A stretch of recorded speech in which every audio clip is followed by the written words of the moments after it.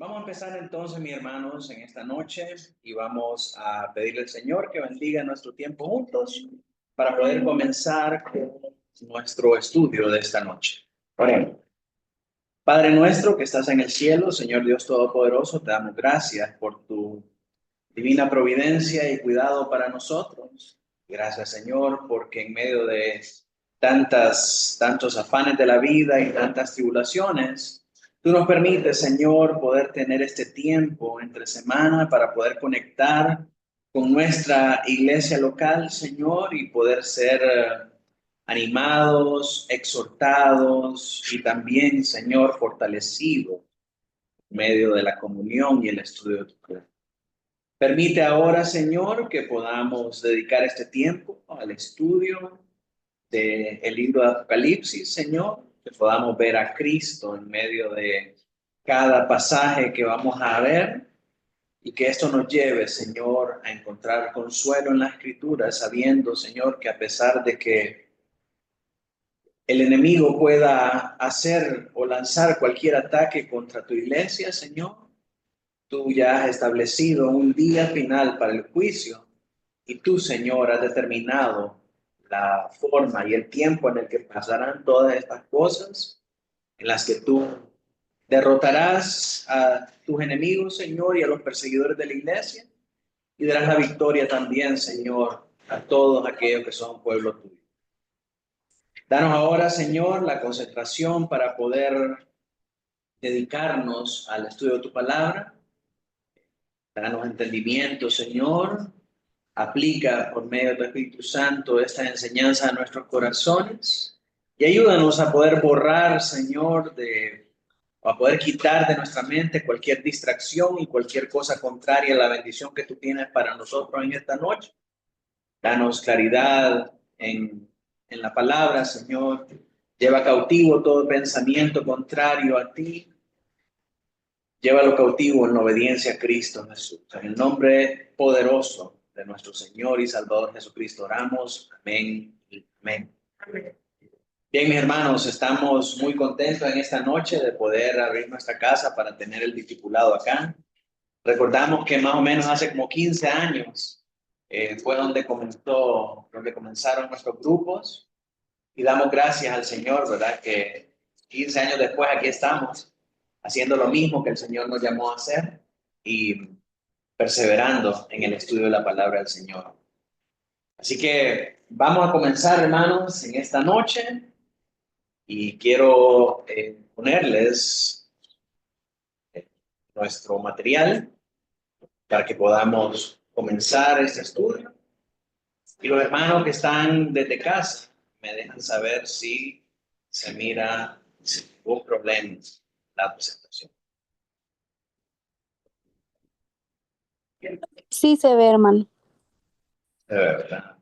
Espérenme un momentito, solo vamos a ver si podemos duplicar la imagen sin tener problemas. ¿Ok? ¿Lo miran en casa? Sí. Muy bien. Entonces, mis hermanos, vamos a empezar esta noche el contenido de nuestro estudio de esta noche. Son ya entrando en materia a lo que son los juicios de las 7 copas. Recordemos que esta es la tercera serie de juicios en forma de 7 que encontramos aquí en el libro de Apocalipsis. ¿Verdad? Estamos ya en el capítulo 15, a partir del versículo 5 hasta el capítulo 16, versículo 21, comprende lo que es este juicio de las 7 copas. Es la séptima sección en el bosquejo de nuestro estudio. Y en esta sección vamos a hacer una división de 4 secciones. La primera, vamos a ver que se reanuda la introducción a los juicios de las 7 copas que se había hecho en el versículo 1. ¿Se acuerdan ustedes? En el versículo 1, en el estudio anterior dijimos que el versículo 1 hace una introducción al juicio de las 7 copas, pero después se hace una pausa y se retoma en el versículo 5. Y en esa pausa vemos que se habla mucho, se hace una conexión bien estrecha con elementos del libro del Éxodo. Vimos el cántico de Moisés, que ahora es el cántico del Cordero. Vimos el paso por el mar. Vimos muchos elementos que tienen que ver con la narración de Éxodo. Y hacia lo que eso apunta es a un éxodo final y espiritual del pueblo de Dios, el que va a escapar a la persecución de ese faraón de los últimos tiempos, ¿verdad? Que es la bestia con el falso profeta y con el anticristo y todos sus ataques contra el pueblo de Dios. Entonces, el propósito de esa primera sección es llevarnos a pensar acerca de estos juicios de la misma manera en cómo Dios llevó a cabo su juicio sobre Egipto para poder sacar al pueblo de Dios. Entonces, al dar esta visión, el Señor a Juan tiene como propósito llevarnos a pensar, ponernos en ese mindset, en ese esquema mental de poder relacionar estos juicios con los juicios de Éxodo para saber que lo mismo que se repitió allá en el Éxodo es lo mismo que se va a repetir en los últimos tiempos de una manera espiritual. Entonces, la primera sección tiene que ver con la reanudación de la introducción que vimos en los juicios de las 7 copas. Luego, la segunda sección es el orden en el que se van a derramar las copas. Luego, la tercera sección, se miran las primeras 5 copas. Y en la última sección, vemos la sexta y la séptima copa. Así que, para nuestro estudio hoy, nos vamos a enfocar en la reanudación de esa introducción a los juicios de los 7 copas. Entonces, vamos a comenzar leyendo Apocalipsis 15 del 1 al 4. Si alguien puede leer para nosotros. Después de estas cosas miré, y he aquí fue abierto en el cielo el templo del tabernáculo del testimonio. Y del templo salieron los 7 ángeles que tenían las 7 plagas, vestidos de lino limpio y resplandeciente, y ceñidos alrededor del pecho con cintas de oro. Y uno de los 4 seres vivientes dio a los 7 ángeles 7 copas de oro, llenas de la ira de Dios, que vive por los siglos de los siglos. Y el templo se llenó de humo por la gloria de Dios y por su poder, y nadie podía entrar en el templo hasta que se hubiese cumplido las 7 plagas de los 7 ángeles. Bien. Entonces, vamos a ver que en esta nueva sección no solamente hay una continuidad de la relación que hace con el Éxodo, sino que también acá se usa mucho el lenguaje y la simbología del templo en el Antiguo Testamento, de los sacerdotes, de los utensilios y de todas las cosas sagradas que estaban apartadas para el servicio a Dios, ¿verdad? Vamos a ver que tiene una estrecha relación no solo con Éxodo, sino que con el libro de Levítico, con el libro de Ezequiel y con el libro de Isaías, donde se presenta el templo, donde se presenta también todo este lenguaje y toda esta simbología. Pero ahí vamos a ver que eso tiene un propósito. Entonces miremos en esta primera sección cómo se reanuda la introducción a los juicios de las copas. Si recordamos el versículo 1, vemos que dice: vi en el cielo otra señal, grande y admirable. 7 ángeles que tenían 7 plagas postreras, porque en ellas se consumaba la ira de Dios. Y ahí lo deja el versículo 1. Presenta los 7 ángeles con las 7 plagas, ¿verdad?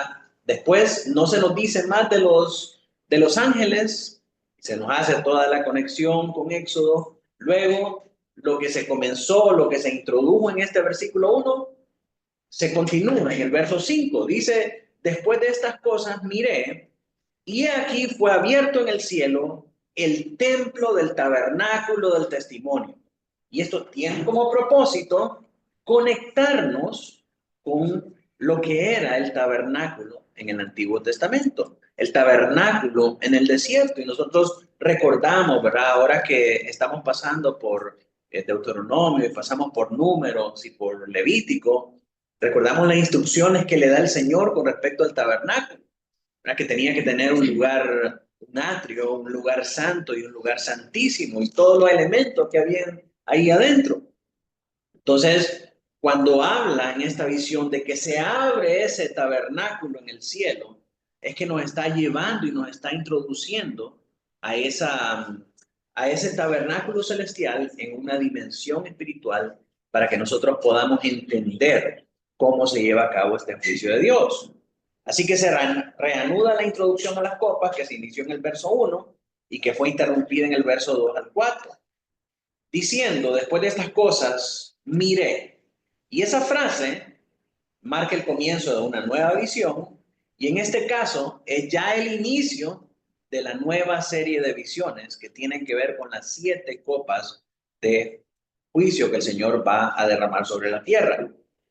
Y así como la imagen de un templo celestial que se abre, concluye e introduce las secciones visionarias importantes en Apocalipsis 11, 19, sí, este templo celestial ya lo habíamos visto en el capítulo 11.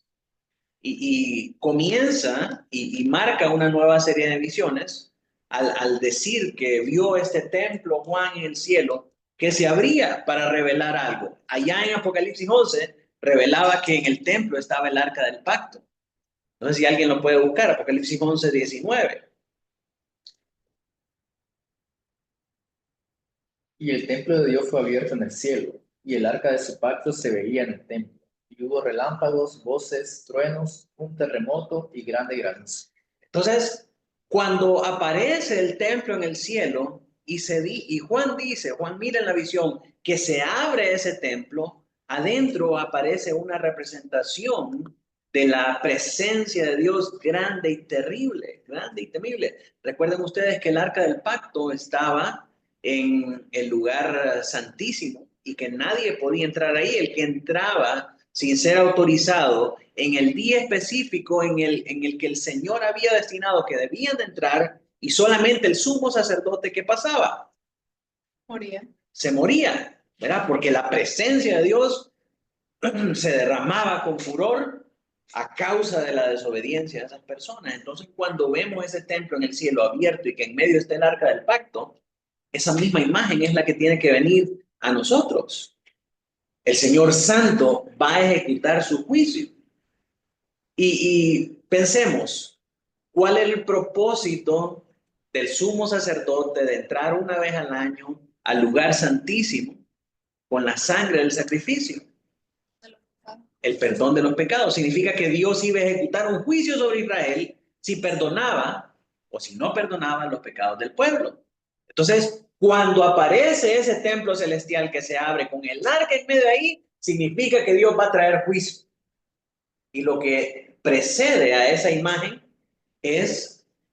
son elementos de juicio. Son elementos de juicio final. Si nosotros seguimos leyendo en Apocalipsis 11, vamos a ver que todo lo que sigue a esa visión en el verso 19 tiene que ver con el juicio final. Entonces, la aparición de este templo que se abre en el cielo es un preámbulo al juicio que viene. ¿Sí? Y en este caso, ya la visión del templo que se abre en el cielo es una imagen conocida por nosotros. Ya la vimos anteriormente en el 11. Entonces, eso lo que nos dice es que este nuevo juicio de las copas es siempre el juicio anterior, pero visto desde otro ángulo. Es otra manera en la que nos presenta Juan el mismo juicio o la misma manera en la que Dios va a juzgar a la tierra, solo que a través de una nueva narración, a través de una nueva analogía, y esta vez, en lugar de ser sello y en lugar de ser trompetas, son copas. Son copas. Y vamos a ver que hay un propósito para usar esta simbología de las copas. Entonces, esta visión abre una nueva serie de visiones de la misma manera que en el 11-19 y concluye la sección anterior que comienza en el capítulo 12 y termina en el 14-20 y el 15 del 2 al 4. Y ahora sí pasamos a lo que es el tema del juicio de las copas. El verso 5 entonces viene a ser una ampliación de la visión de los 7 ángeles que vio Juan al comienzo del verso 1. Y ahí vemos que aparece el templo, esposo. Una interpretación de las inteligencias artificiales de lo que será ese templo, ¿verdad? Que con mucha deficiencia. Entonces, habla de ese templo como el tabernáculo del testimonio. ¿Por qué se llama el tabernáculo del testimonio? Porque es el equivalente celestial al tabernáculo del testimonio de la tierra. El tabernáculo que estaba en presencia de Israel en el desierto. Y es apropiado acá esa figura porque recordemos que anteriormente nos instruye Juan en la visión que vio a pensar de estos juicios como el éxodo, ¿verdad? A relacionar todas estas cosas con el éxodo. Entonces, sigue esta visión de los juicios llevándonos hacia éxodo. Pero esta vez al tabernáculo que estaba en el desierto, que era llamado el tabernáculo del testimonio. El testimonio eran los 10 mandamientos que Moisés colocó en el arca del tabernáculo. Leemos acerca de eso en Éxodo 25-21. La ley del Señor es un testimonio que revela su justa voluntad. ¿Sí?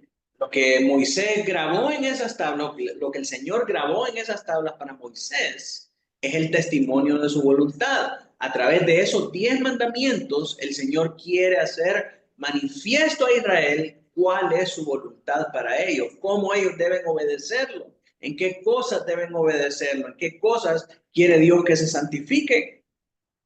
El tabernáculo se construyó porque al revelar su justa voluntad, Dios debía habitar en medio de ellos, dice Éxodo 25:8. También representaba la misericordia de Dios, ya que era en el tabernáculo donde se ofrecían los sacrificios sustitutivos de animales para expiar el pecado de Israel y reconciliar a la nación con su Señor.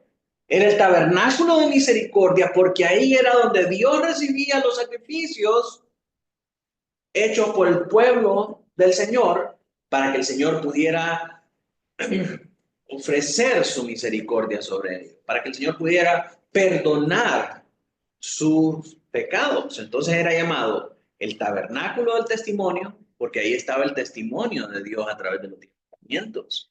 Y era un lugar de misericordia, porque ahí Dios extendía su misericordia al pueblo, perdonando los pecados.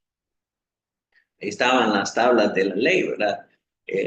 Recordemos que eran 2 tablas, porque la primera tabla tiene el testimonio de los mandamientos de Israel para con Dios. El mandamiento del 1 al 4, no tendrás dioses ajenos, no te inclinarás ante ellos, no usarás el nombre de Dios en vano, guardarás el día del Señor. Y luego, del mandamiento 6 hasta el 10, tenemos los testimonios de Dios que tienen que ver con nuestra relación con nuestros prójimos. No matarás, no robarás, no adulterarás, no honra a tu padre y a tu madre, que es el 5.º mandamiento, ¿verdad? Y todos los demás mandamientos que tienen que ver con nuestra relación con nuestro prójimo. Pero también se habla acerca del testimonio de Jesús. El verso 5 incluye no solamente la ley, sino también el testimonio de Jesús. El testimonio de Jesús resume los mandamientos del Antiguo Testamento de Dios en sí mismo. En el mismo, Cristo es el cumplimiento de estos mandamientos. Todos esos mandamientos apuntan hacia la obra del Señor Jesucristo. Y el Señor Jesucristo nos enseñó una manera espiritual de entender estos mandamientos, ¿verdad? Cuando Él dice a los fariseos, oíste que fue dicho, mas yo digo. Oíste que fue dicho, no adulterarás, mas yo digo que cualquiera que codiciara a una mujer en su corazón, ya está adulterando con ella. Entonces la pregunta es, ¿cómo podemos entonces guardar esos mandamientos desde nuestro corazón? Si no es solamente por medio de formas externas. Ahí es donde necesitamos la obra de Cristo en nuestros corazones para poder guardar fielmente esos mandamientos desde el corazón. Entonces, la obra de Cristo consuma los mandamientos, los aplica a nuestro corazón y nos ayuda a nosotros a obedecer por medio de su poder. Esto lo sugiere el hecho de que el grupo de palabras testificar, que en griego es martireo, de donde viene la palabra mártir, aparece 17 veces en otras partes del libro con la única referencia a un testimonio sobre o de Jesús. Cada vez que se habla de testimonio, testificar, testigo, tiene una relación estrecha con el Señor Jesucristo. Apocalipsis 12:17, si alguien lo puede leer. Entonces el dragón se llenó de ira contra la mujer y se fue a hacer guerra contra el resto de la descendencia de ella, los que guardan los mandamientos de Dios y tienen el testimonio de Jesucristo. El testimonio de Jesucristo, ¿verdad? Aquí la palabra también es martireo y está directamente relacionada con el Señor Jesucristo. Apocalipsis 19:10, si alguien lo puede leer. Yo me postré a sus pies para adorar, y él me dijo, mira, no lo hagas, yo soy consiervo tuyo y de tus hermanos que retienen el testimonio de Jesús. Adora a Dios porque el testimonio de Jesús es el espíritu de la profecía. El testimonio de Jesús es el espíritu de la profecía. Todo lo que el Señor ha revelado acerca de Él a través de esta revelación especial, que es su palabra, contiene una referencia de Jesús. Está destinado a apuntar hacia el testimonio de Jesús. Y aquí vemos dos pasajes en que la palabra testimonio se utiliza 3 veces, de nuevo, testimonio como la palabra martireo, y hace una relación directa, una referencia directa al testimonio de Jesucristo. Cada vez que se habla de testificar, testimonio, tiene que ver con Jesucristo. Y si nos dicen, Apocalipsis 19:10, que el espíritu de la profecía es el testimonio del Señor Jesucristo, significa que tanto el Antiguo Testamento como el Nuevo Testamento, todo habla acerca de Cristo, todo es un testimonio de Cristo. Por eso es que el testimonio de Dios en los 10 mandamientos es el mismo testimonio de Cristo. Ahora, ¿por qué? Porque la ley apunta hacia Cristo. Porque toda la palabra revelada apunta hacia Cristo y hasta hacia nuestra necesidad de Cristo. Este pasaje de Apocalipsis 19:10, si no lo había notado hasta ahora, es muy importante para ahora, porque si pensamos en lo que dicen muchos falsos maestros, falsos profetas, que es profecía actualmente, ¿cuánta de esa profecía tiene como propósito ser testimonio para Cristo?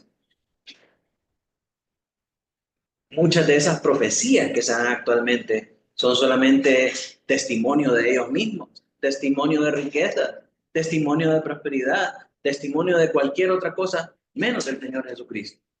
Ayer salió en el periódico y compartía con algunos hermanos una noticia en la que la falsamente llamada pastora Ana Maldonado manifiesta, ¿verdad?, que Dios le dijo que se divorciara del hombre con el que se casó, con el que se divorció de su marido, primeramente por profecía, para casarse con este otro hombre, que ahora Dios le dijo que tenía que divorciarse de este hombre porque Dios la mandó a ser libre.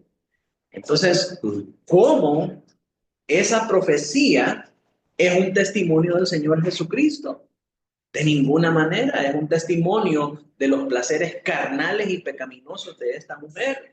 Entonces, si seguimos el principio de que el espíritu de la profecía es dar testimonio de Jesús, entonces muchas de las que falsamente llamadas profecías de hoy en día están totalmente desautorizadas, son innecesarias y no tienen ninguna razón de ser. Porque el espíritu de la profecía ya se cumplió dando testimonio acerca del Señor Jesucristo.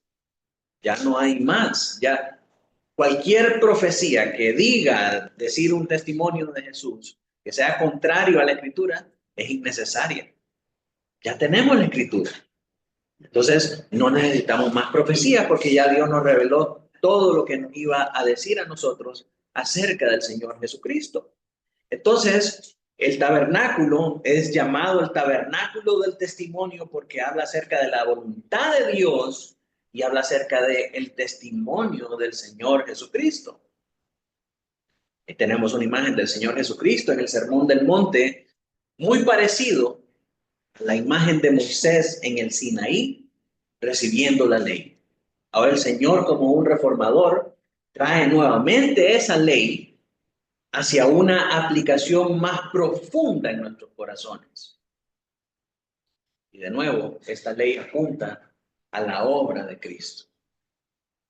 Ahora, como dispensacionalistas, como eso tiene que, el sermón del monte, que va a ir más con la audiencia al día, que hace esa distinción. Correcto. Bien, la teología del nuevo pacto, dice que esa nueva ley que Jesús da en el Sermón del Monte es una nueva ley que abole la ley anterior. Y en esa nueva ley se mencionan todos los mandamientos, menos el mandamiento de guardar el día del Señor. Lo que estos hermanos que promueven esta teología no saben es que más adelante el Señor dice, para que sepáis que yo soy el Señor, el día de reposo. Entonces el Señor no abole el cuarto mandamiento, sino que lo refrenda diciendo que Él es el Señor del día de reposo. Cuando el Señor dice en Éxodo 21 acerca de guardar el día de reposo, hace una referencia a la creación, cuando el Señor mismo reposó. Dice, porque en 6 días hizo el Señor la creación y en el 7º descansó. ¿Qué Señor? Jesús dice, yo soy ese Señor del día de reposo. Entonces el Señor Jesucristo le da mucho mayor realce a ese día de reposo. Entonces hay un montón de teorías y un montón de filosofías en cuanto a estas cosas, ¿verdad? Pero la verdad es que todo lo que el Señor ha dicho es para su pueblo de todas las épocas. Si decimos el Sermón del Monte solamente es para la audiencia judía, entonces descartemos eso porque no es para nosotros, no aplica para nosotros. Pero hay que parte de la Biblia no es pertinente para nosotros en nuestro tiempo. Toda la Escritura, dice 2 Timoteo 3:16, es inspirada por Dios y útil para redarguirnos, para instruirnos en justicia, para todo lo que nosotros necesitamos para ser perfectos. Entonces, tenemos también que Apocalipsis 5 nos habla acerca del testimonio de juicio, de juicio. Ahora el tabernáculo ya no es testigo de la misericordia divina, sino del juicio.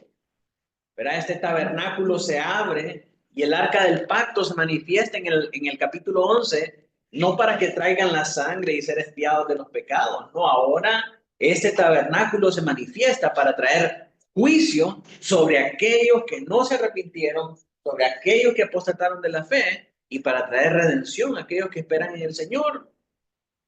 Entonces este tabernáculo ya no es para dispensar misericordia, ahora es para dispensar juicio. Se introduce en el verso 5 para mostrar que Dios es la fuente, Dios es el origen de estas plagas o de este juicio que va a venir sobre la tierra. Pensemos por un instante en esto. Todos estos juicios provienen del trono de Dios. Y quien habilita estos juicios, quien capacita a estos ángeles ministradores para llevar a cabo este juicio, es Dios. Todo sale del trono de Dios. ¿Sí? Dios es el que gobierna soberanamente sobre todas las cosas que pasan en la tierra, aún las cosas que tienen que ver con pruebas, las cosas que tienen que ver con aflicción, las cosas que tienen que ver con el juicio, la destrucción de los malvados. Dios es el que gobierna sobre esas cosas. Así que el tabernáculo aparece en el cielo para mostrarnos que los juicios que vienen provienen de Dios. Provienen de Dios, es la manera en cómo Dios va a juzgar a la tierra. Y el punto es que Dios va a revelar su justa voluntad desde su morada celestial. Los juicios en la tierra contra aquellos que rechazan el testimonio de Jesucristo se van a llevar a cabo por orden de Dios. La cláusula relacionada a la apertura del santuario es casi idéntica a la del 11:19 que leímos hace poco. Y el objetivo de la aparición del arca, como resultado de la apertura del templo en el verso 19 del capítulo 11, era enfatizar que Dios estaba apareciendo para ejecutar el juicio final. Aquí en este pasaje de Apocalipsis 15, verso 5, también permanece el tema del juicio. Y aunque los juicios conducen al juicio final, están incluidos en este esquema de las copas. Ahora, 7 ángeles con 7 plagas. Apocalipsis 15, 6. ¿Quién lo lee? Y del templo salieron los 7 ángeles que tenían las 7 plagas, vestidos de lino limpio y resplandeciente, y ceñidos alrededor del pecho con cintos de oro. Muy bien. Entonces Juan ve 7 ángeles, que ya ha presentado él en el verso 1, y que salen del templo que está abierto. Al igual que el verso 1, tienen las 7 plagas, dice. Lo que debe significar que han sido comisionados para ejecutar estos 7 juicios de las copas que van a seguir en el capítulo 16. Ya que en realidad no se les entregan las copas hasta el verso 7. O sea, en el verso 1 y en el verso 5 se nos dice que son 7 ángeles con 7 plagas. Hasta el verso 7 nosotros nos vamos a dar cuenta que en vez de plagas dice 7 copas. 7 copas. 4 veces, incluyendo este versículo, los castigos de las copas son llamados 7 plagas. De manera que cuando habla acerca de estas 7 plagas, está hablando de estas 7 copas también. Van a ver que esto es así en el versículo 1 de este capítulo, en el versículo 6, en el versículo 8 y nuevamente en el capítulo 21, verso 9. Todos estos versos hablan de las 7 copas como 7 plagas. El único lugar de la escritura fuera del Apocalipsis donde aparece esa misma frase en griego o en hebreo es en Levítico 26, 21. En la Biblia Septuaginta dice: traeré además sobre vosotros, Israel, 7 plagas según vuestros pecados. La frase no aparece de casualidad en Apocalipsis 15, porque el mismo pasaje de Levítico 26 se ha considerado como la base o la raíz de estos 4 primeros juicios de copas y también en los sellos y en las trompetas. Ahora, ¿qué significa esto?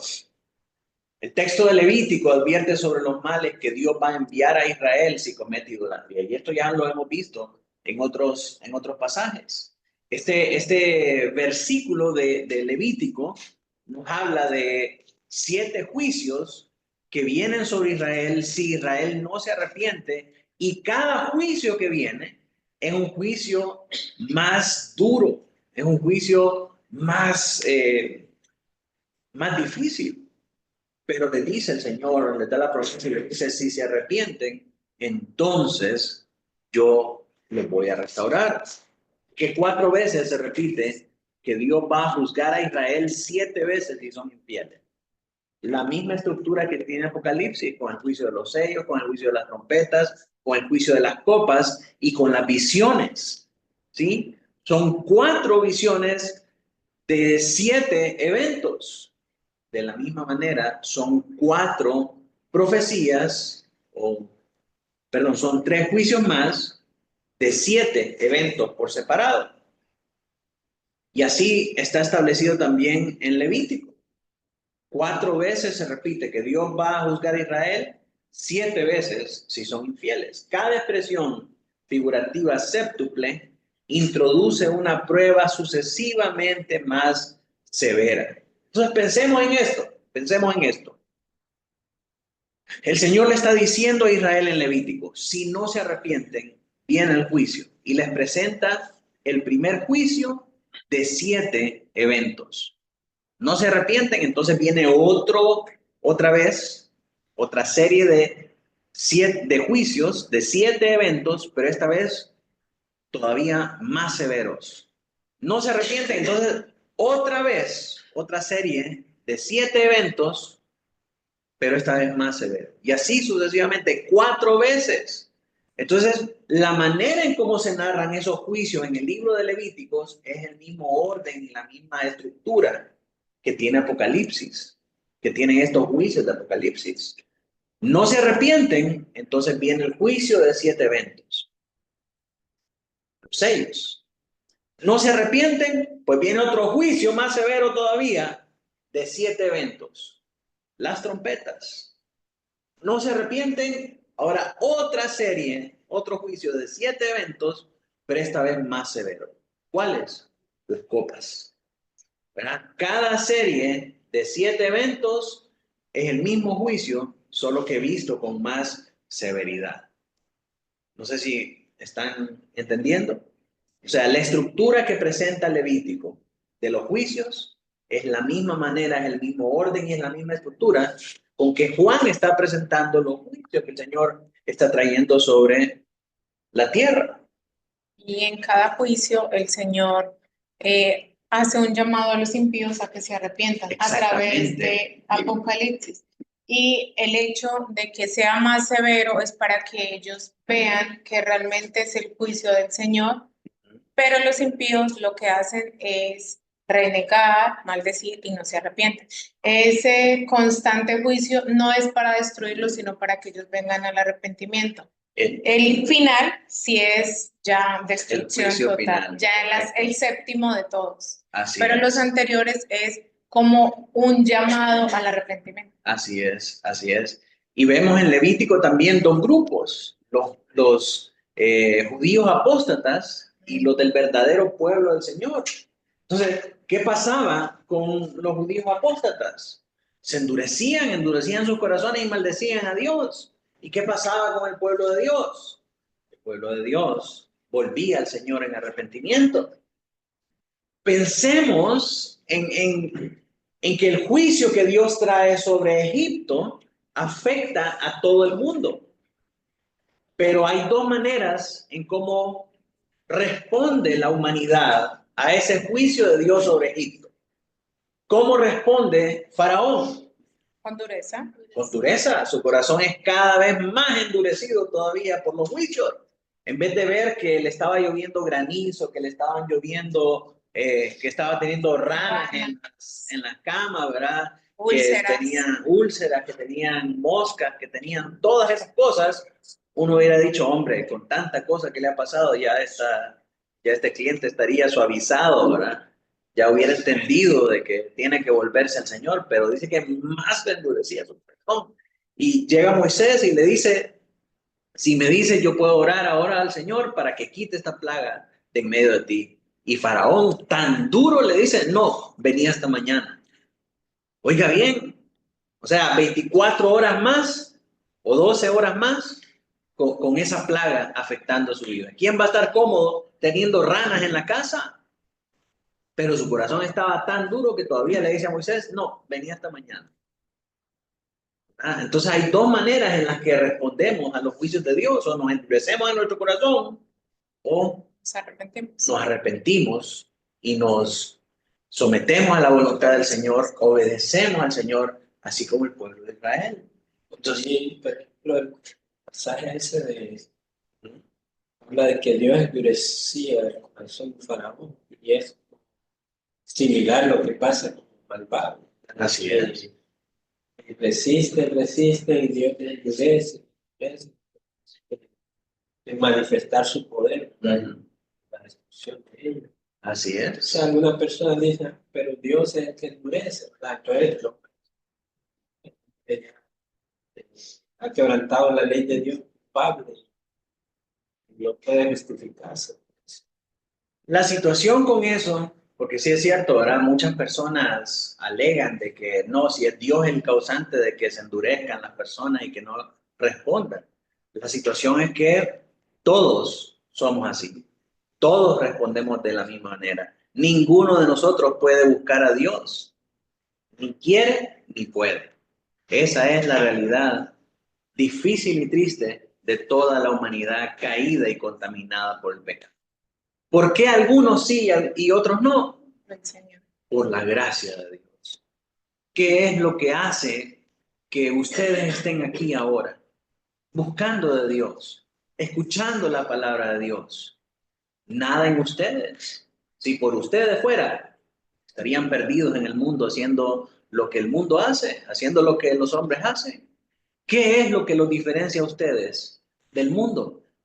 La gracia de Dios en tu vida. el poder de Dios en sus vidas.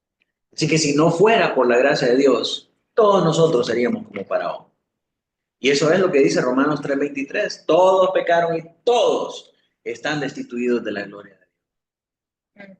En Romanos 5:8 nos dice, pero Dios muestra su amor con nosotros, en que siendo pecadores, Él dio a su Hijo por nosotros. Esa es la esencia del Evangelio. Si Dios no nos salva, todos nos perdemos, hermano. Todos nos perdemos. Así que debemos dar gracias de que todo lo que disfrutamos en Dios es única y exclusivamente por su gracia y su poder.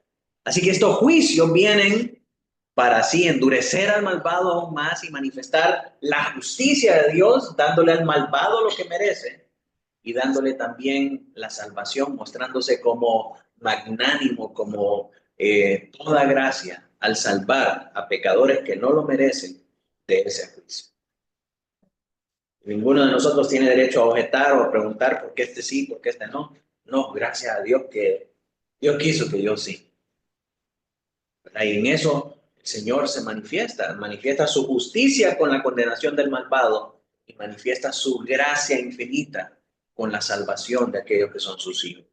Así que este juicio se intensifica si Israel no se arrepiente de los infortunios precedentes, pero si Israel se arrepiente de su idolatría, Dios lo va a bendecir de nuevo. Las pruebas se vuelven más severas debido a la falta de arrepentimiento, lo que decía la hermana ahí, y al final todo culmina en el juicio final. El juicio final, la destrucción final del malvado y la redención final de su pueblo. El número 7 es figurativo y se refiere a una serie completa de juicios. Y aquí quiero detenerme solamente para decirle que la numerología es importante en la Biblia. Y todos los números que aparecen en la Biblia son en su mayoría un símbolo o una referencia a algo más que la Escritura nos dice que es. Y donde la Escritura no nos dice qué es, nosotros no podemos ir a inventar. Ahora, hay una manera correcta de interpretar la numerología y hay una manera mística y hay una manera gnóstica y supersticiosa de interpretarla. La manera correcta es dejando que la Biblia y todo el consejo de Dios nos permita interpretar y decir qué es lo que cada número significa.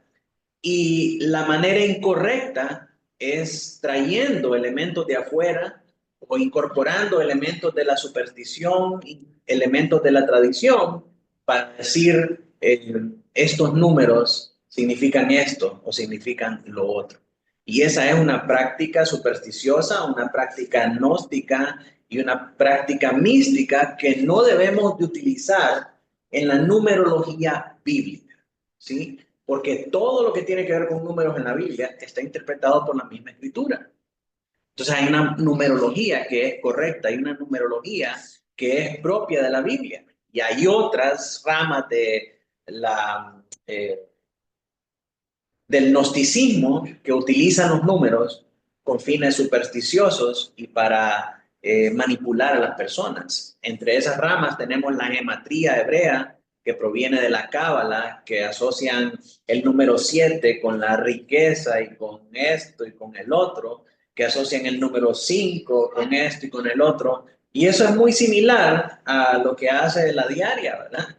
Es decir, el número 5 representa esto, el par de 8 es un número de la suerte y todo lo demás, solo que le ponen un lenguaje más espiritual, ¿verdad? Pero es un ejemplo y una distinción de las dos clases de cosas, porque cuando la gente escucha numerología, inmediatamente asocia la numerología bíblica con esta gematría y con esas prácticas supersticiosas hebreas. De nuevo, hay una numerología que sí es correcta y hay otra que implementa elementos del gnosticismo y el misticismo para manipular a las personas. Esa es la que debemos evitar. Entonces, bueno. Sí, solo quiero asegurarme de que entiendo bien ahí. Cuando dice, estos juicios se intensifican si Israel no se arrepiente, pero en realidad lo que hemos venido viendo es el mismo evento que usted decía, ¿verdad? Entonces, esto no es en el Apocalipsis en sí, sino que ahí es un solo juicio. Entonces no es que estoy confundida con el hecho de que se les está dando oportunidad para que se arrepientan y luego se vaya intensificando, pero es el mismo evento. Entonces no es como que hay uno, pausa, hay otro. Entonces ahí no sé, no entiendo bien. Es como las plagas, ¿verdad? Viene primero la de las moscas, viene después la de llagas, viene después la de la oscuridad, y finalmente viene el ángel de Jehová a traer destrucción. Cada uno de esos eventos es un testimonio de Dios, del poder, para que la gente se vuelva a Él, sea parte del pueblo de Dios. Pero como no quieren y no pueden, entonces no se arrepienten, sino que ese mismo evento sirve para endurecerlos y al final de toda esa serie de eventos, el Señor finalmente los va a destruir. Pero su pueblo, con cada situación que sucede, es una oportunidad para rendirse más al Señor. Una de las cosas que hablamos, creo que con usted y con otro hermano, el domingo, acerca de la salida del pueblo de Israel de Egipto, es que verdaderamente el pueblo de Israel no quería salir de Egipto.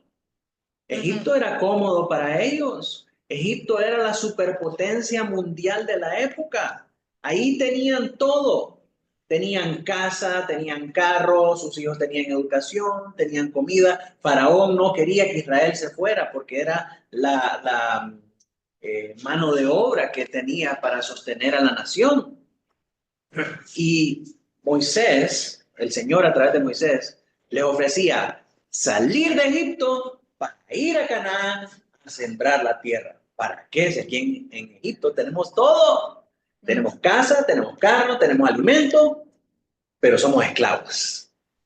Tenemos que trabajar de 6 a 6, como burros. Pero estamos tranquilos porque no tenemos que preocuparnos. ¿Por qué vamos a comer? Porque Faraón nos da lo que nosotros tenemos que comer. Muy similar a Estados Unidos. Muy similar a la vida que viven muchas personas en Estados Unidos. Tenemos carro, tenemos casa, tenemos todo lo que nosotros queremos, seguro, welfare, esto y lo otro, pero somos esclavos. Trabajamos de sol a sombra.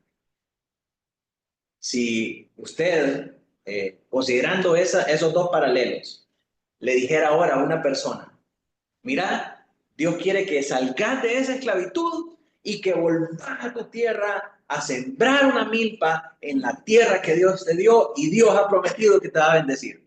¿Va a querer regresarse? Difícilmente, ¿verdad? Entonces, ¿cómo esta persona va a ser persuadida de que tiene que regresar? Únicamente con que Dios revele su poder para ellos y que Dios revele su voluntad para ellos. Al traer juicio y destrucción sobre Egipto, fue evidente para el pueblo de Dios que era momento de salir, que Dios iba a traer juicio sobre esa nación, y si yo soy el pueblo verdadero de Dios, yo debo obedecer a este Dios que es el Dios verdadero. ¿Se da cuenta? Entonces, el mismo juicio endurece a los impíos, pero hace reaccionar al pueblo de Dios. Pero hay cada evento que es más severo que el otro, lleva a, o tiene como propósito, manifestar eso y hacer que el pueblo del Señor se santifique y obedezca y se rinda a su voluntad, pero que los impíos se endurezcan para que finalmente Dios los destruya con la diestra de justicia en el juicio final. ¿Verdad? Quiero hacer como una aportación a lo que usted dice, y es que el juicio de Dios, o sea, el propósito del juicio de Dios no es la destrucción del impío, o sea, ese no es el propósito en sí, el propósito es el arrepentimiento de todos, ese es el propósito en sí, pero a causa de la dureza de su corazón, el mismo juicio que Dios derrama sobre ellos los lleva a que ellos se endurezcan. Está la soberanía de Dios y la responsabilidad del hombre. Es responsabilidad del hombre que él, a través de ver esos juicios, se endurezca.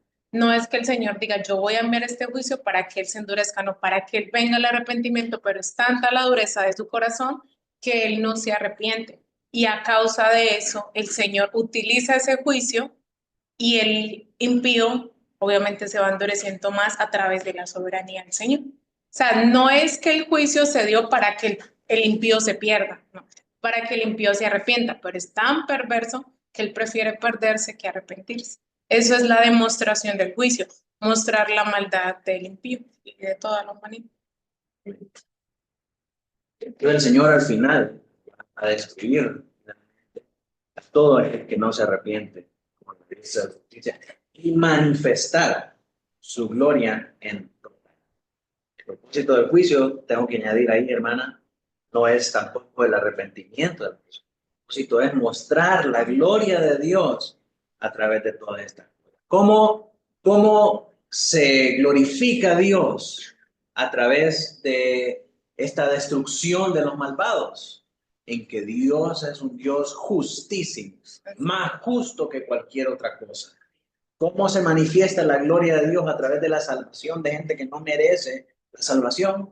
Como un Dios misericordioso que no le debe nada a nadie, y que podría haberlos destruido a todos y podría habernos destruido a nosotros porque muchas veces somos infieles. Pero Él, por el puro afecto de su gracia, ha decidido salvarnos. Y en eso Él muestra su grandísimo amor, su grandísima gracia y su grandísima misericordia. Entonces, al final, con este juicio, Dios es glorificado sobre toda su creación, como un Dios justo y como un Dios misericordioso, como un Dios de gracia. Y ese es el propósito del juicio, manifestar la gloria de Dios a toda su creación. Dios existe y vive para eso, manifestar su gloria y disfrutarse a él mismo por toda la eternidad, dice el Catecismo de Westminster. Ahora, la vestimenta de los ángeles.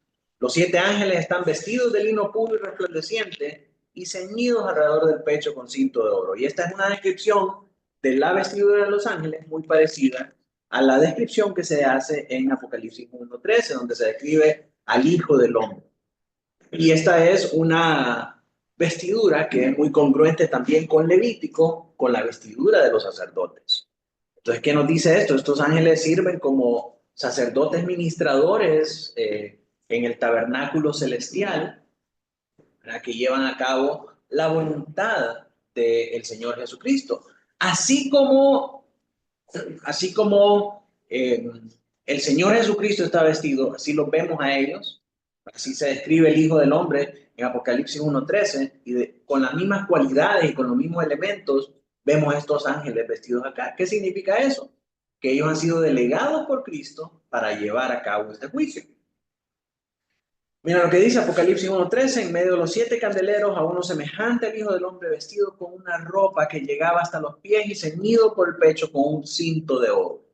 Esta es una vestidura sacerdotal. En el 13:3 y 12 se dice que la bestia recibió una herida mortal, literalmente recibió una plaga que fue infligida por la muerte y la resurrección de Cristo. Los castigos de las copas entonces revelan los efectos decisivos puestos en marcha por la derrota de la bestia por parte de Cristo, que van a culminar nuevamente con el juicio final sobre él y sobre sus seguidores. Teníamos los ángeles con la vestidura del sacerdote.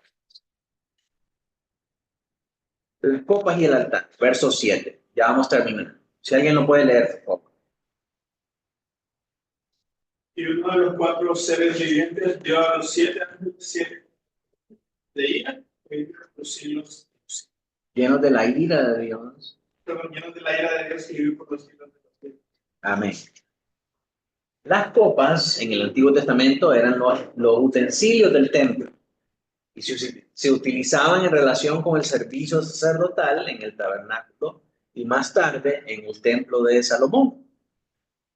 Algunas están directamente relacionadas con el servicio del templo y se denominan tazas o tazones de oro. Ahí las encontramos en Primera de Crónicas 28:17, Segunda de Crónicas 4:8 y 22. Ahora estos sacerdotes angélicos ministran con las copas en el altar celestial del tabernáculo del testimonio. Ese es el propósito de mencionar estos utensilios en ese tabernáculo.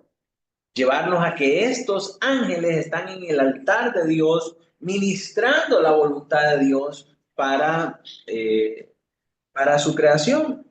Y aunque el altar no se menciona, está implícito, va a quedar claro en el 16:7, donde el altar se asocia explícitamente con los juicios de las copas.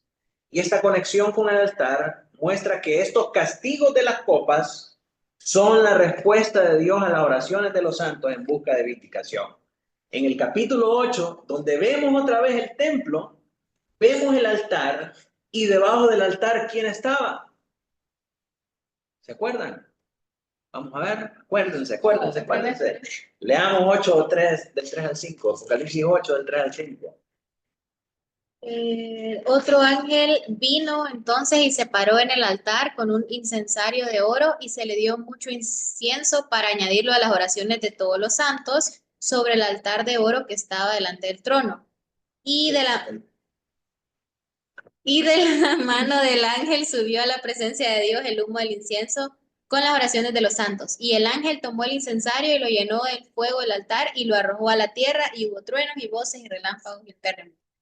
¿Sí? Debajo de ese altar estaban los santos y los santos clamaban al Señor: ¿hasta cuándo, Señor santo y poderoso, vengarás la muerte de nuestros hermanos? ¿Se recuerdan? Sí. Entonces, cuando vemos el altar ahí en Apocalipsis 8, vemos un utensilio. ¿Qué utensilio? Es el incensario, que son las oraciones de los santos. Entonces, esta visión nos presenta nuevamente el templo abierto en el cielo, con la presencia de Dios, con un artefacto, y el propósito de esa visión es mostrarnos el punto de vista de los santos que están clamando por redención. Entonces ahora en el capítulo 15 vemos una vez más el tabernáculo, vemos un utensilio. ¿Cuál es el utensilio? No, aquí en Apocalipsis 15, ¿cuál es el utensilio que se utiliza aquí en este tabernáculo? Las copas o tazones, ¿verdad? Tazas o tazones. ¿Y son utilizados para qué? Para traer juicio. Como respuesta a la pregunta que hicieron los santos allá la primera vez que aparece el tabernáculo en el cielo. Entonces, cuando vemos nosotros la relación y la conexión que hay entre cada aparición del tabernáculo en el cielo, estamos viendo que hay elementos y patrones en común. Hay un utensilio, hay una representación de la presencia de Dios. E inmediatamente de esa aparición vemos que viene el juicio de Dios sobre la tierra. El 15 es la respuesta, Es la respuesta a ese 8, a esas oraciones que se hicieron en el 8. ¿Hasta cuándo? El 15 hasta allá. Hasta ahora. Ahora las copas van a ser derramadas para traer juicio. Amén. Entonces ahí están los ángeles. ¿Cuál es el significado de esto? ¿Cuál es la conexión? Esta conexión se confirma por la similitud verbal entre las copas de oro llenas del furor de Dios y las copas de oro llenas de incienso que representan las oraciones de los santos en el 5:8. La imagen de las copas también se deriva en parte de Isaías 51, 17, 22. Isaías habla de la copa que es su furor, el cáliz de mi furor, dice, que es bebido primero por Jerusalén, pero que pronto sería derramado sobre los atormentadores de Israel, es decir, sobre Babilonia. Isaías está hablando y está dando una profecía que si su pueblo no se arrepiente va a ser llevado cautivo. Y entonces, cuando presenta esta copa, cuando presenta este cáliz de su furor, está diciendo que ¿por qué es llevado cautivo Israel? Por la desobediencia y por la idolatría. Entonces, primero este cáliz va a ser para aquellos del pueblo de Dios que no quisieron arrepentirse, y segundamente va a ser sobre sus atormentadores, sobre Babilonia, que los llevó cautivos. Ahora la misma copa se le va a dar a Babilonia, pero a una Babilonia espiritual que vamos a ver que aparece en el 16-19. Las copas simbolizan aquí la ira de Dios que viene a castigar al pueblo pecador. Cada vez que se habla de copa, esa copa está relacionada con la ira y con el furor de Dios. Pensemos en Jesucristo, en el huerto de Getsemaní. ¿Cuál es la oración del Señor para con el Padre? Pasa de mí esta copa. ¿Cuál copa? La copa de su ira, la copa de su furor que iba a traer sobre los pecadores. Jesucristo dice, si puedes, pasa de mí esta copa. Aunque no se haga Mi voluntad. sino la tuya. Y entonces, por ese sacrificio de Cristo, nosotros no tomamos de esa copa de ira. ¿Qué copa tomamos nosotros? La copa que Cristo le dice a sus discípulos. Esta es mi sangre. Esta es la copa de mi alianza. Esta es la copa del nuevo pacto. El nuevo pacto que yo hago con vosotros. La copa del Hijo es la copa de la gracia, la copa de la misericordia. La copa por la cual nosotros pecadores, que merecíamos la copa de ira y de furor, somos perdonados para tomar la copa de la gracia, no la copa del furor. Mis hermanos, no debemos desear nunca saborear ni estar cerca de la copa del furor del Señor. Imagínense, si el Señor Jesucristo tenía miedo de esa copa, ¿cuánto más nosotros? Si el Señor Jesús le dice, pásame esta copa, y nos narra el relato del Getsemaní, que sudó sangre el Señor orando eso y pidiéndole al Señor esas cosas. ¿Cuánto más debería asustarnos a nosotros beber de esta copa del furor? Mejor bebemos de la copa de la gracia. Sí. Ahora. Amén. Así que las copas simbolizan la ira de Dios que viene por el pecador. Finalmente, en el verso 8, ¿quién lo lee? Y el templo se llenó de humo por la gloria de Dios y por su poder. Y nadie podía entrar en el templo hasta que se hubiesen cumplidos las 7 plagas de los 7 ángeles. Esa escena no les recuerda a ustedes a otra escena en la...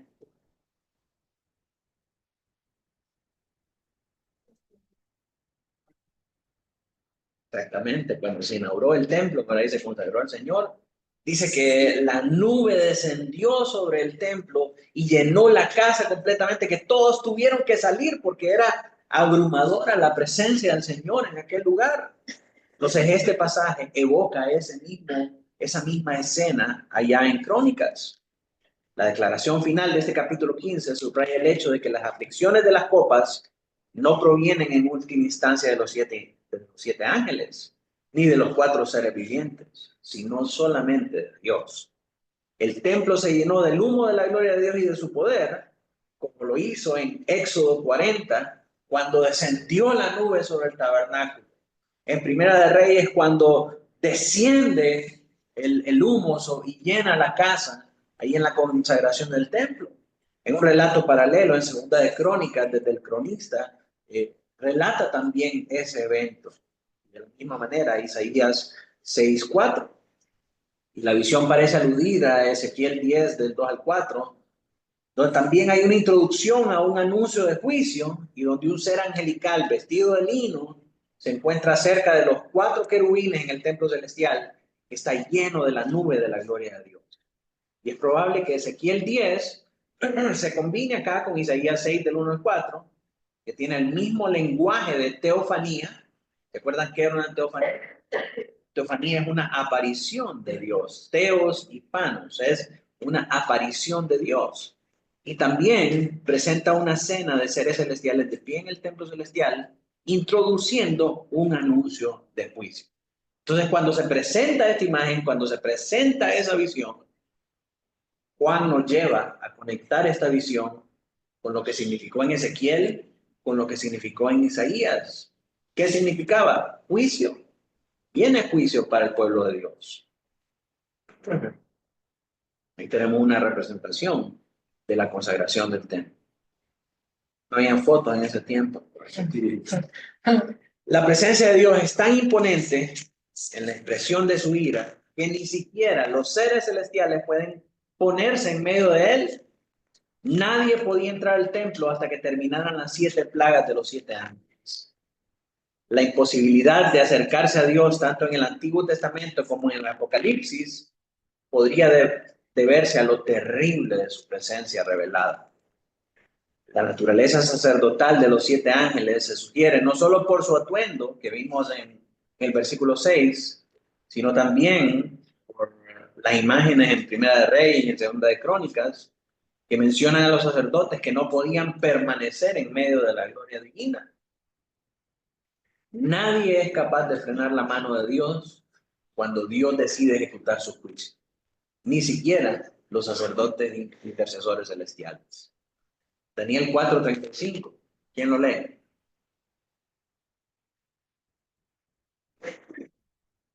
Todos los habitantes de la tierra son considerados como nada, y él hace según su voluntad en el ejército del cielo y en los habitantes de la tierra, y no hay quien detenga su mano y le diga, ¿qué hace? Cuando el Señor trae juicio, no hay nada ni nadie que pueda detener su mano. Conclusión.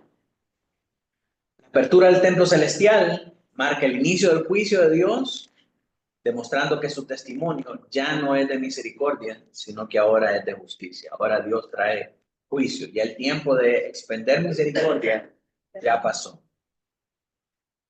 El verso 6, los 7 ángeles representan la autoridad de Dios para ejecutar juicios justos, cumpliendo su palabra y llamando al arrepentimiento de su pueblo. El verso 7, las copas simbolizan el furor de Dios contra el pecado y son una respuesta directa a las oraciones de los santos. Vimos la conexión que hay entre Apocalipsis 15 y Apocalipsis 8. En el verso 8, la presencia de Dios es tan poderosa que nadie puede interceder ni detener su juicio, enfatizando así su soberanía absoluta sobre su creación. ¿Cómo Cristo es presentado en este pasaje? Cristo es presentado en este pasaje, en primer lugar, como el juez soberano que ejecuta su justicia. En segundo lugar, su testimonio es el centro del juicio divino. Al final, ¿por qué somos juzgados? ¿Por qué es juzgado el mundo impío? Por no obedecer a sus mandamientos. ¿Cómo conoce sus mandamientos? Está escrito en su testimonio, en el testimonio de la revelación especial de las Escrituras.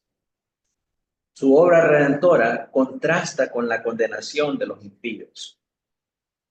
Su victoria sobre la bestia es el fundamento de estos juicios. La vestimenta de los ángeles refleja su autoridad y su santidad. Finalmente, ¿cómo este pasaje consuela a los cristianos de todas las épocas? ¿Cómo los cristianos de todas las épocas, al leer este pasaje, pueden encontrar consuelo para la situación difícil que están viviendo? En primer lugar, pueden encontrar seguridad en la soberanía de Dios. Dios controla los juicios, todos los juicios que van a venir, todas las copas, todas las plagas, todos los jinetes, todas las cosas que suceden, buenas y malas, provienen del trono de Dios. Entonces Dios es el que está en control de todo esto. ¿Cómo eso nos consuela? De que no importa qué tan malo sea el panorama para nosotros, qué tan mal estén las cosas, Dios siempre nos cuida. Dios siempre nos cuida, Él siempre provee salvación para su pueblo, Y nos guarda. guarda y Él va a llevar a cabo su propósito, sea como sea. ¿Cómo el pueblo puede ser consolado también? Que al final Cristo gana sobre los poderes del mal. Al final el Señor va a hacer su voluntad y el Señor va a reinar sobre toda su creación. Y si nosotros estamos en el Señor, nosotros vamos a reinar realmente. El mensaje más alentador de Apocalipsis es que al final Dios gana. Dios gana. Que le gana a nosotros. Los buenos ganan y nosotros estamos. No Amén. importa qué pueda pasar aquí alrededor, no importa que quede Trump, que quede Xiomara, que quede Rixi, que no sé cuánto. Al final Dios reinaremos. gobierna sobre todo soberanamente y nosotros vamos a estar bien. Aunque nos muramos acá, aunque nos persigan y aunque nos maten, vamos a estar con Él para siempre. Amén. Podemos ser consolados también porque en medio de la persecución, Dios nos fortalece para ser fieles. Bien, el Señor nos da su esperanza eterna. Y Dios guarda lo suyo. Bien, mis hermanos, hasta aquí nuestro estudio. En nuestra próxima reunión vamos a ver el orden del derramamiento de las copas, que comienza en el versículo 1. Vamos a terminar orando al Señor. Y voy a pedirle a mi hermano, ¿quién no ha orado? A ver, la vez pasada, ¿quién oró? Josué. Ludwig ya oró. No ora. En el discipulado, sí. No, pero Estoy tratando de abrirla. Él lo recién. Bueno, tú, hermano, entonces, pídenos una oración. Pues. Padre amado, te damos las gracias porque nos permitió estar aquí una vez más. Que vinimos a palabra, Señor. Ayúdanos nuevamente a interiorizar esta enseñanza, Señor, a que pueda permanecer en nuestro corazón, en nuestra mente durante el tiempo, Señor. O sea, que al final quede en nuestro tiempo, Señor, para que tengamos siempre en cuenta ese juicio que al final van a enfrentar las personas. Ayúdanos a que eso sea un motivador para salvar, para llevar el evangelio cuando sea posible, Señor, salvándolos de ese castigo, Señor. Ayúdanos también a ver tu inmensa misericordia hacia nosotros al salvarnos de ese juicio perfectible, Señor. Ese justo juicio de vidas que sabemos que es más que merecido, pero que tu misericordia has decidido tener, darnos su perdón, o sea, y librarnos de ese. Te agradecemos firmemente eso, ayúdanos a verlo, ayúdanos a mantenerlo siempre en cuenta, que sea un motivador para el mejor servicio. Cuídanos en nuestro regreso a nuestros hogares, Señor, y bendice este tiempo de comunión que usted. Amén. Amén.